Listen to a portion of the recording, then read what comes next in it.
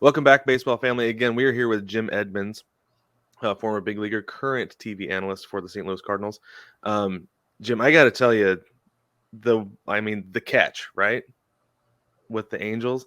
How Yep. does it feel to be known for one of the greatest, if not the greatest, catch in Major League Baseball? Like, it's awesome. It's so cool. Um, it's pretty cool. I really think that put it in perspective too is after I made the play, I ran into Willie Mays the next year. No way. Yeah, and so Barry Bonds introduces me to Willie Mays in the tunnel in a Giant Stadium. It was a candlestick when both teams were still on the same side, and he says, Jim Edmonds, this is Willie Mays, Willie, this is Godfather or whatever, and says, I heard you made some kind of catch. And I was just like, yeah, nice to meet you, but it's kind of cool. It's interesting. Every time around this year that, the anniversary or you get some kind of highlights and, it's interesting. I think it's something that at least hasn't gone away with time. I mean, there's so many good plays.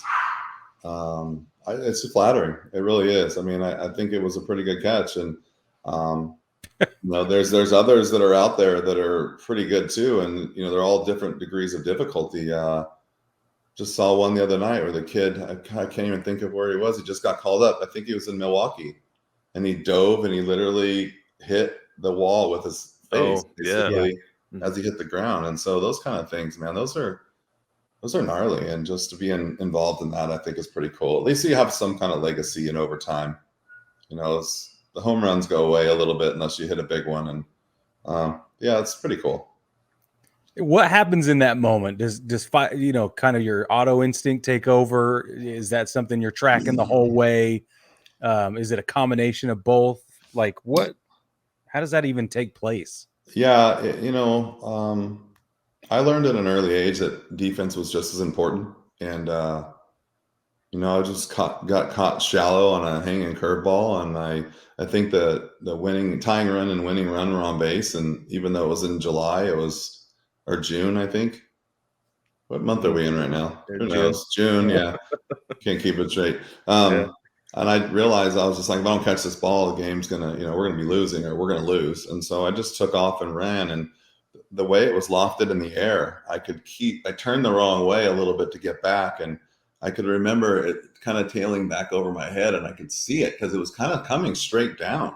It's like if you're playing football, you can kind of watch the ball all the way, and even though you can tell it's going over, it can, you can switch sides, and it's kind of what happened. I knew where it was going to be and knew how it was coming down, and just thought I'd take a chance. And I made a play very similar to it in Venezuela 2 years prior. And so I was like, well, I just got to catch this ball any way possible. And then when it hit my glove, all I could think of was, do not let this pop out, because we just wasted. Can you imagine if it rolled out? It would be like, it wouldn't even be the greatest catch never to be made. It would just never be on a show ever again. Mm-hmm. Yeah. Because didn't you make a similar catch in St. Louis as well? Well, there was a couple going back up against the wall, or jumping on the wall. But yeah, I mean, I think that just basically I loved being able to go out there and play defense, because offense is so difficult. You're relying on a good pitch, hit a ball hard, no one being around on the field to catch it, where defense is just you, and it's just basically, I always tell the young guys now, it's just a want to. You have to want to play defense if you want to be good. So that's kind of the way I looked at it. I loved playing defense. I was always so nervous getting in the box, but man, when we went out on defense, I was so much more comfortable. I loved it too. Yeah, well, my first year in Anaheim, full time. So my second year, Marcel Latchman said, "Hey, you're a center fielder," and I started hitting like 230. And he said, "You keep playing defense, I'm not taking you out of the lineup." And so that gave me the confidence and gave me the realization that this is just as important as hitting. And so that's why I kind of took that all in stride and tried to raise my game. That's awesome. It's awesome. So you talked about hold on, Brig. I want to tail on something he said here about a game in June, right? Mm-hmm. Sometimes we hear, oh, it's just a game in May, it's just a game in April. Is there as much emphasis put on games in the first 50 games of the season as there are the last 50 games of the season, or is there more urgency to win those in those last 50? I would think that around the league, I would say that the urgency comes up late. But in St. Louis, the urgency is from day one. And I think that's what separates good teams from average teams is, and the one thing that I did learn was, you win that game in April, May, June that you don't have to win in September and October or September because you've already taken care of it. And then that gives you that 2 or 3 extra game lead. And then when you get down the stretch, the teams that are younger and less experienced don't know how to win those games. And so when they're trying to catch up, they're not able to keep it together for 6-month window. And so you take advantage of that too. So it's kind of like this edge that you have that La Russa taught us that, hey, instead of going into extra innings and hoping the game ends, it's like going to extra innings, trying to win and get it over with and pay attention to these things. And then in September, you're not going to be grinding it out with all the teams that are not as good as you because you've already put them, way back in the standings. So yeah, I think in St. Louis and probably in a couple other places, the importance is winning all the time. Yeah, that's something we talk about too all the time, is that like I feel like there's teams in April where they won't put in a pinch runner. Yeah. When they should. It's like that could be the difference between you making the playoffs and missing. And it gets frustrating as a fan sometimes. Well, yeah, and the fine line, I think the fine line with that too is also as we as fans get caught up in that when there might be the thought process as if I burn this guy now and we go to extra innings.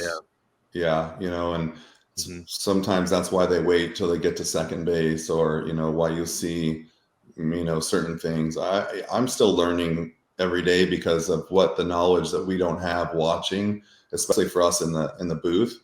This the other day, it came up, a story came up where we had an opportunity I think Albert was coming up third and they pinch hit the first 2 guys, and it was either Gorman or Donovan. And I said, I would use Donovan. There's a guy on first and no one out or 1 out, and it's the winning run. And I said, Donovan, then Gorman. And I went downstairs and Ollie said, no, it's Gorman, Donovan because of this. And I didn't realize, but Donovan hits the ball on the ground more often than Gorman does. That's one thing that we don't know. And so they have those stats there, and it was like a 15% difference chance that Donovan would hit a ball on the ground versus Gorman. And so they flipped the pinch hitting, even though that you would think Gorman would give you a better at bat. But he said, guy on base, Gorman, no guy on base, Donovan. And so just like that, I think that we as fans don't really understand how much is going into every decision. Yeah. That's awesome. It's kind of eye-opening for me how much further it goes when you're down there, even though if you're on the field, you understand it, but it's things you forget just watching casually. It's really cool to hear that you're still learning about the game, that you're still, able to learn and engaged in it. I mean, because it is a lifelong thing, right? Both learning is a mentality, right? It's not just something we go and do. How have you taken that from the field to your current role as an analyst? Well, I just feel like those are the things you learn from talking to the manager or talking to people downstairs that, you would only know if you have their information. But it's to me, my job of basically, just like what we were just talking about, is to educate the fans on, I know this is probably a great spot to pinch run, but if you burn this guy in the 8th inning, if they bring in so-and-so in the 9th, you don't have that pinch hitter. And very few times does that guy end up either coming around to score or getting thrown out because he can't run. So, there's sometimes it backfires, but I think the thought process is always what's the next move, unless it's right there, bottom of the 9th, and you're losing by a run. Yeah. Is there, you alluded to this, but it sounds like part of your role is to make the game more accessible to the fans in your current role right now. Is that the angle you've been asked to take, or is that something you've taken upon yourself? Well, as an analyst, you're supposed to explain the game to the people at home. And my thing is, I think you can see what's going on, right? So why am I explaining it? And I think everyone watching games talks too much. So I feel like I sit back and wait for an opportunity. And sometimes it's just pointing things out, and sometimes there's a teaching moment. It's funny. I talked to John Jay yesterday. He played the outfield for a long time, and he was doing college games. And we were talking about doing TV, and he said, I found it was really interesting when you get a teaching moment. So you can explain why, when, why, how, what, whatever. And I thought, that's kind of my favorite part too, is because, I could be talking to you, or I could be talking to my 16-year-old son, or I could be talking to an 80-year-old diehard that just really hasn't heard that angle before. And sometimes I just sit there and watch the game, so I try to let the game play. And then I try to just explain a little bit of what I see. I was told to go to work, don't look at a lot of notes, tell us what's going on between those white lines that day at that time. And, it's not always easy to get a lot of words in, to not get a lot of words in. But I said something the other day, and Danny looked over at me and he said, tell him why. Like whispered, why? And I was like, oh, light went on. People are wanting to hear what's going on. Yeah. Not just, oh, that pitch is tough. Why is it tough? So yeah, it's a lot. It's. I think if you approach it that way, you kind of get a little bit more analytic about what's going on that we're watching. Well, we as fans appreciate it, honestly, because we love to sit and listen, and we want the insider information. We want the deep stories. We want the justification why or why not. That's some of our favorite reasons we watch or even listen to radio broadcast teams. We choose them based on how much information we're getting. Do you guys watch football? Yeah. So my favorite analysts are now Tony Romo. I think he does a really nice job, which I didn't think he would. Yeah. And Chris Collinsworth. Yeah. And Chris Collinsworth is really good at explaining what's happening after or during, obviously he handed the ball off, but he talks about you see a running back or an offensive tackle push his block to the next guy and then move upfield to get this guy. Is why he sprung.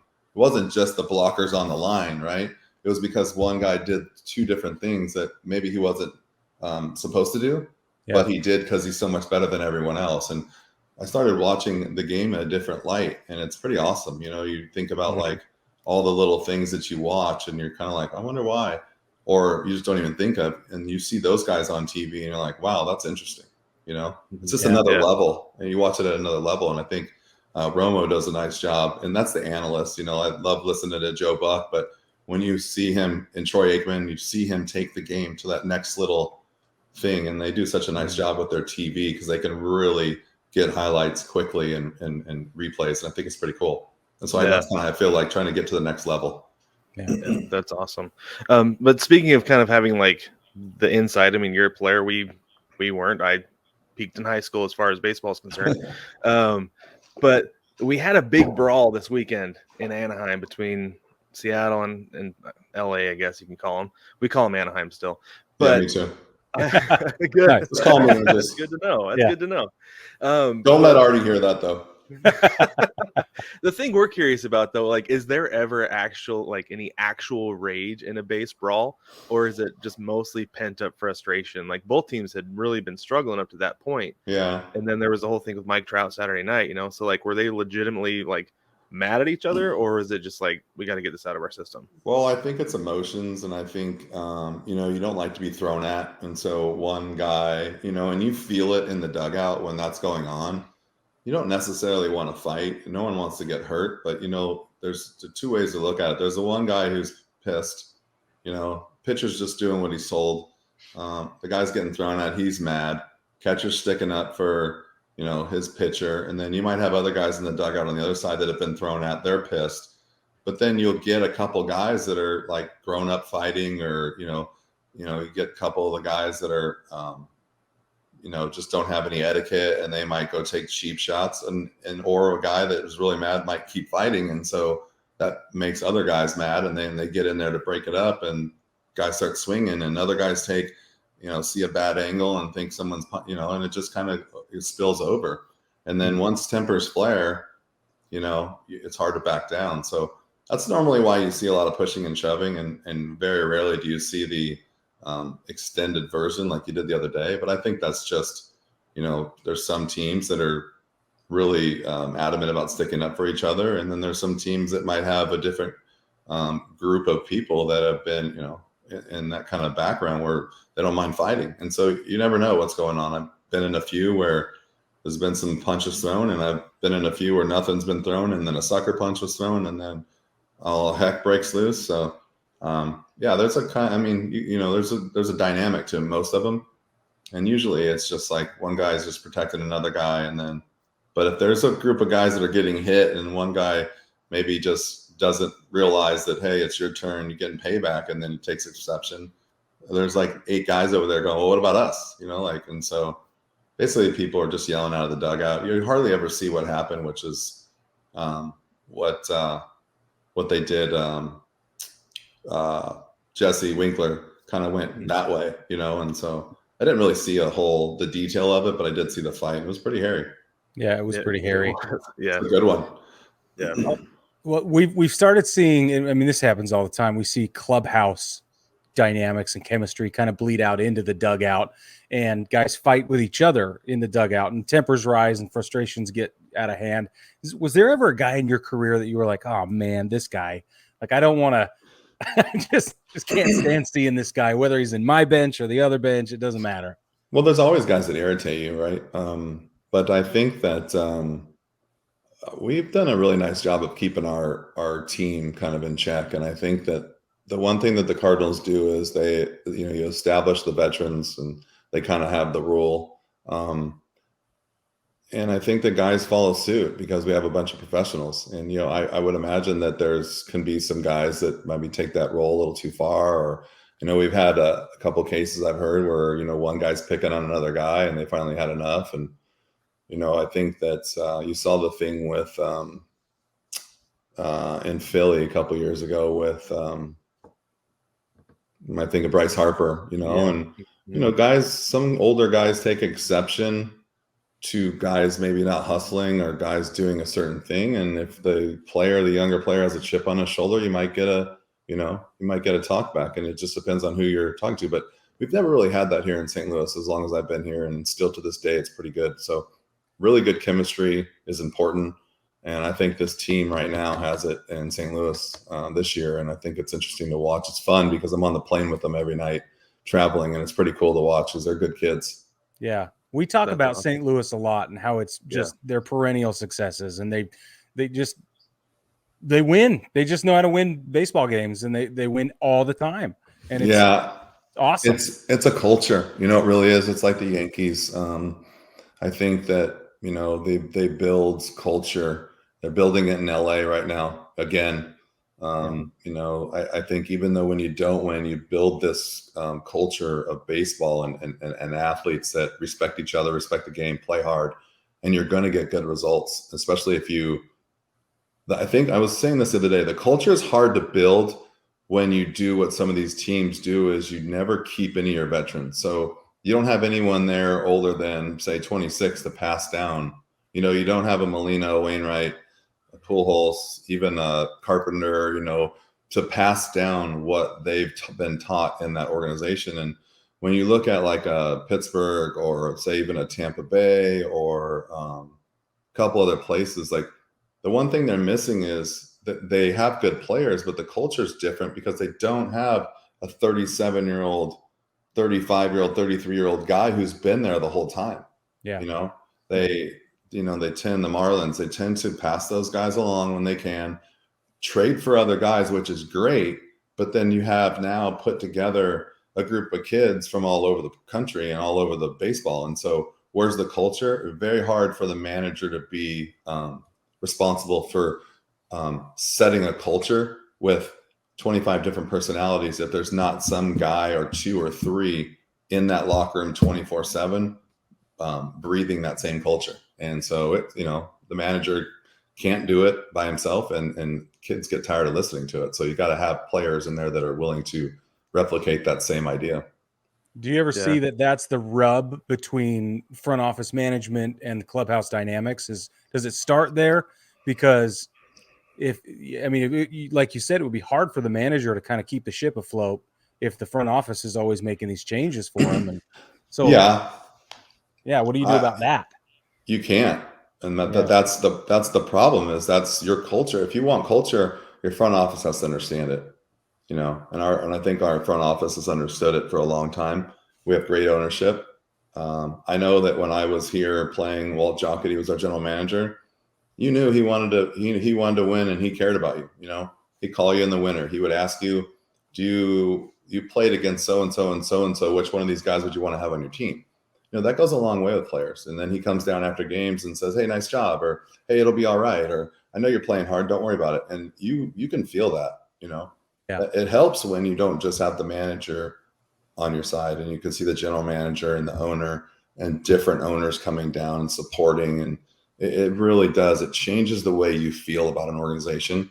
But I still believe, like I said, if you don't keep guys around, and you don't have a consistent managerial, you know, in group, it's very hard to build a culture over, you know, a 10-year window, because you look at half these teams, they don't have anyone on their team from 5 years ago, you know, let alone, you know, Wainwright from 14 years ago, you know, and Yachty, and I could see like Matt Carpenter was just here for 10 years. And, you know, if you don't have any of that, it's very hard to build a culture. Yeah, I can't even imagine, like, as somebody who doesn't play professional baseball, that's one thing that I looked for in a job is consistency and turnover. I mean, I feel like it's just anywhere you work. But as far as like the culture of a team, you'll find that in your own business, right? Yeah, if you were in a radio show and not doing your own podcast, you're always going to have somebody that doesn't believe in what you're trying to do or trying to push you into certain things. And you're just like, no, that doesn't work. But this is what we want you to do. And you're just like, all right, like whatever. So yeah, exactly. In there. Everyone was in the Army for a long time. Jeez, let's take it to another level. Well, at least you have culture, right? You have like they're all going in the right direction. Yeah. But as far as like teams with culture, like, was there ever a team that was like on your radar, like I would love to play for those guys? Or were there other teams you're like, I am not going anywhere near those guys? You tell your agent, if they call, hang up or just let it go to voicemail. I only did that twice, or two teams, and I won't say who, because of the weather and the ballpark.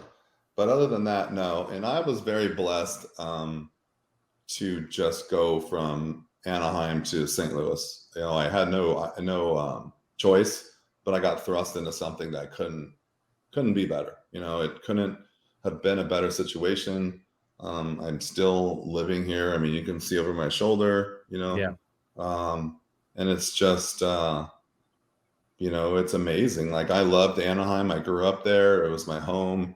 But something about growing up and playing and in the different era of your life, you know, career one thing, but life, as you get an adult, get more experiences. You know, I feel like when you're playing and you're still in your 20s, you're not really getting it. You know, I feel like you watch some of these young kids, they come up early, and I keep saying, oh, he's just 26. And that's all he's been in the league 5 years or 4 years. I'm like, it's not enough. You know, it's not, the season goes by really fast. And unless you change things in the off season, it's really hard to build as a player. And so I felt like I really grew between the years I was here, and it really stuck with me. And then, I don't know, you can kind of see behind me, you can see I don't know how I point at it, but the Stanley Cup right there, and like the people here, you know, you get as Brett Hull with the Stanley Cup, and just the friendships and the people here in St. Louis just made it so awesome. And so when I had kids, I stayed here, and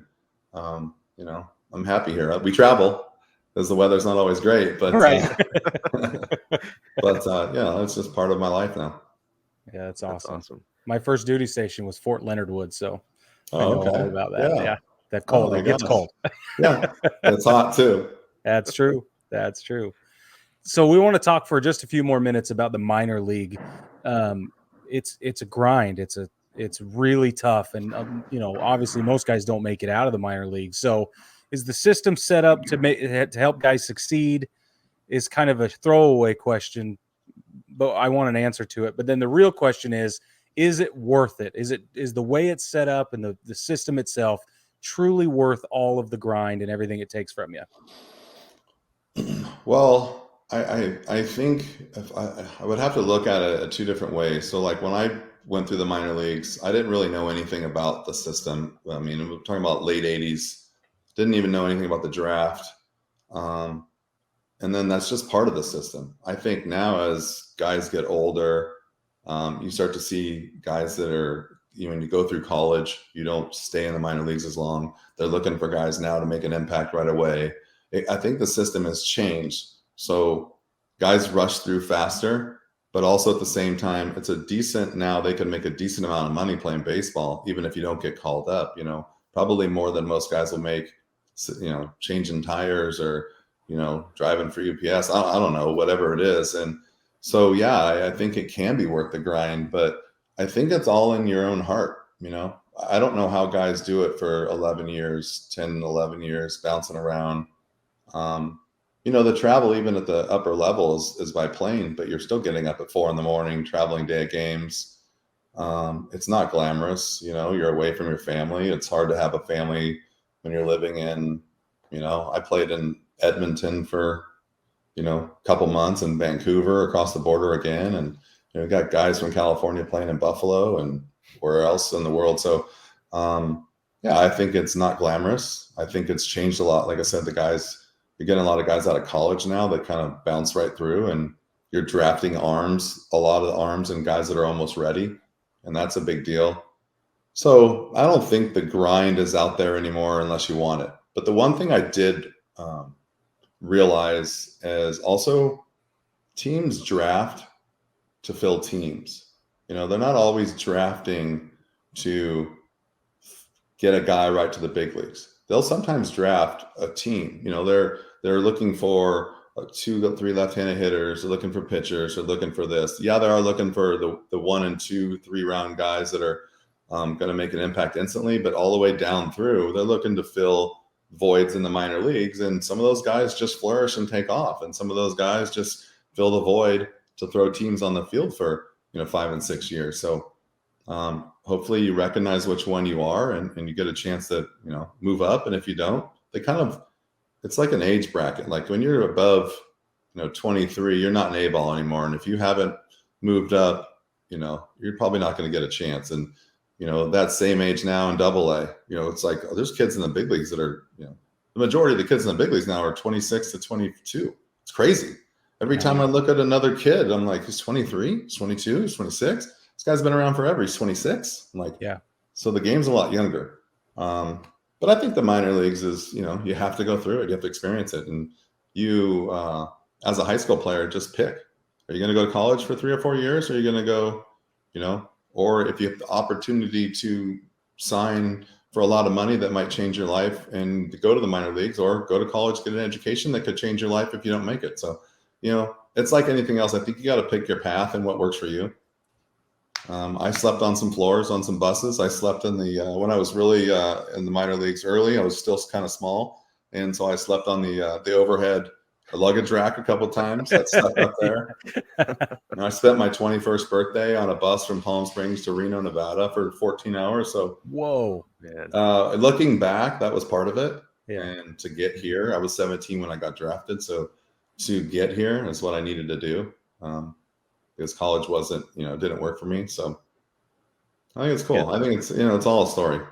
Yeah.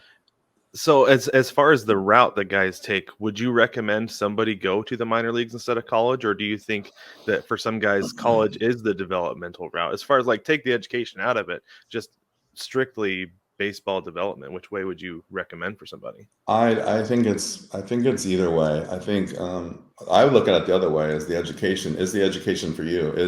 Are you the school type? Because I think you'll get more baseball in the minor leagues because you're playing every day. You're getting almost as much baseball in college, but school is there. So you have to juggle. So I wouldn't say one or the other is better, but I also think that if you're not a school person, yeah, that's kind of the thing, right? If I don't want to go to college for 3 years and put in that work, then it's not for you, because it definitely going to school now and skipping classes and getting fake grades is not out there anymore. It's not that life, and you got to keep up and do both and bring home homework and take stuff on the road, and you're missing school and you got to catch up. So I think it's changed a lot. And I really think personality wise is, can you handle school or not?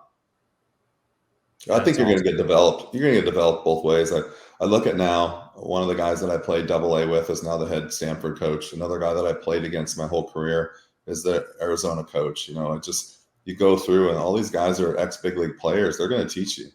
You know, look at Matt Holliday's at Oklahoma. You know, as an assistant coach, and so you're going to get that. You're going to get that knowledge one way or the other. It's just like I said, is school for you or not? Yeah, makes sense. Great.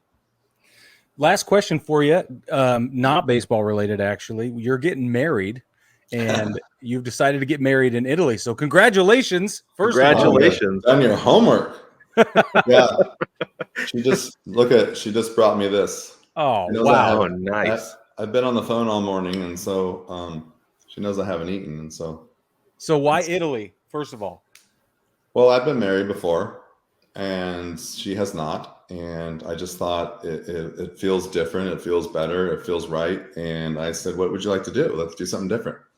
And we don't want a lot of people. So let's see, how far can we go away where people won't want to go?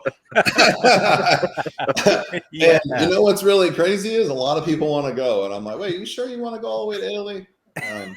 No, I'd be like, twist my arm. I didn't realize that people like to go to Italy. So the other reason too is playing baseball. For me, I never really traveled, and I've never been over there. I've never been to Europe. I've never been to Paris. I've never been to Italy. I've never been to Greece. I've never seen anything. So it was kind of my introduction to, okay, it's time to start traveling over there, and why not? Let's check it out. And it's really funny, as someone said, if you're going to go to Italy in this area, she loves Lake Como. And so I know some people over there, and I said, where would you like to go? And her side and my side both said, stay at this hotel if you can. It's booked. It's gonna be impossible, but this is where you want to stay. And it's like, a friend of mine and George Clooney are good friends. And I said, can you ask him where he would stay? And he goes, well, I'm over there all the time with him, so I know what he's going to say. So my fiance calls, and we said, this is what we want to do. And they're like, yeah, we're booked.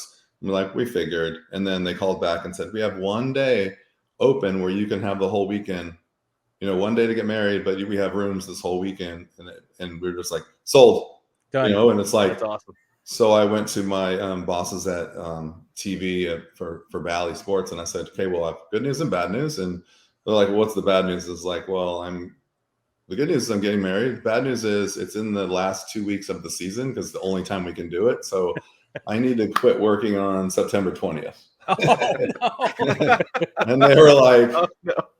And they were looking at me, and it was just at the time where it was just me and Brad from now on. And they're like, okay, we got to check and see if Brad can work the last 2 weeks straight. And I said, well, you're going to have to find somebody else if not. And she just walked in, and she's looking at me like, so it was all her choice. I gave her whatever. No, I'm kidding. That's going to be fun. Smart man. Yeah. So we got the hotel, and it's on the lake, and it'll be really special. That's awesome. Cool. That'll be really cool. For real. Congratulations. For real. For real. We both endorse marriage wholeheartedly. So yeah, we do. Then I can grow my beard out and like disappear, right? That's right. There you go. You can hide your hands. Yeah. I don't think she would go for that. Just but thank you. Right now. Thank you so much again for coming on with us. We really appreciate having you, Jim. This was excellent, fantastic conversation. Was there anything you wanted to plug while you're on, or anything like that, or? No, not really. All right. Don't have anything to plug. Yeah. Half the time. Only when I'm working, not when Brad's working. Right. Yeah, of course. Yeah. Get your ratings up. When you write that book, let us know, and we'll have to have you come back on. Oh, yeah. Just that book. Yeah. Whatever that book is. I'm actually I've been approached, that it wasn't basically about me. It was more about like what I would tell the younger me. And I thought, might be an interesting concept, but I don't know. I'm not I don't really feel like I'm a about me kind of guy. So I'm just like, I don't know if I want to like subject myself to, more people telling me I suck, you know what I mean? Like, I've already had enough of that for 17 years. So stand out in center field in Chicago and New York, you'll hear it enough. Oh, I'm sure. Yeah. Yeah, absolutely. Absolutely. Yeah. But thank you again so much for having us. Hopefully we can have you back on another time. Anytime. Thank you. Have a good day, you guys. Appreciate it. Yeah. Thanks.